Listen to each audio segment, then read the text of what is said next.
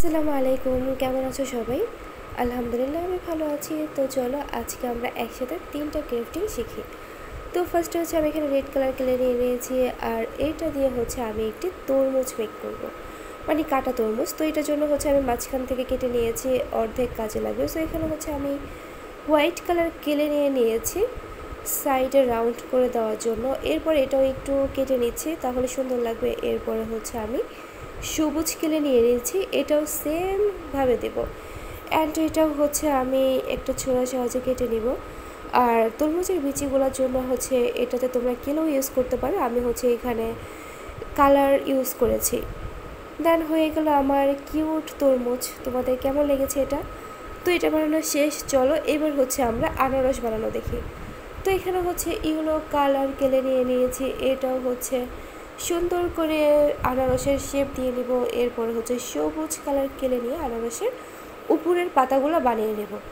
তো এটা বানানোর জন্য সেমভাবে 3টা পাতা বানিয়ে নিয়েছি। এরপর একটি স্কেলের সাহায্যে সুন্দরভাবে টেপ করে এটা পাতার মতো করে নিয়েছি, আর একটি কাটার নিয়ে সুন্দরভাবে এটা দাগ কেটে নিচ্ছি। অ্যান্ড এটা হচ্ছে একটু মাঝখানে দুটো দিয়ে এরপর উপরে দিয়ে এরপরে হচ্ছে আমি আনারসের একটু দাগ কেটে নিচ্ছি, তাহলে দেখতে সুন্দর লাগবে। অ্যান্ড এটা ডিজাইন করে নিচ্ছি, এটা ডিজাইন করলে এটার লুকটা আরও বেশি বেটার আসবে। তো তোমাদের এই আনারসটি কেমন লেগেছে এটাও কিন্তু জানাবে। তো আনারস বানানো ডান। তো চলো এবার হচ্ছে আমরা একটি প্লান্ট বানানো দেখি। তো প্লান্ট বানানোর জন্য ফার্স্ট হচ্ছে একটি টব বানিয়ে নিতে হবে।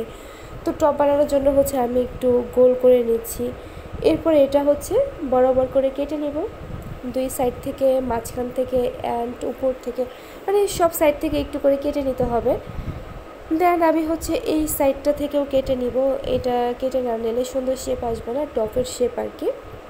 তো এটা কাটা হয়ে গেলে এরপর হচ্ছে আর একটু কালার নিয়ে নিব টপের উপরে যে ডিজাইন থাকে ওটা করে নেওয়ার জন্য। এরপরে হচ্ছে একটি কাটাতে সুন্দর করে কাট করে নিলে একটি সুন্দর টপের ডিজাইন হয়ে গেল। অ্যান্ড এখানে হচ্ছে আমি প্লান্ট বানানোর জন্য সবুজ কালার কেলে নিয়ে নিয়েছি, আর এটা হাত দিয়ে একটু সুন্দর করে টেপ করে নিয়ে আর এটাতে একটু সোড়া দিয়ে সুন্দরভাবে হচ্ছে দাগ কেটে নেব।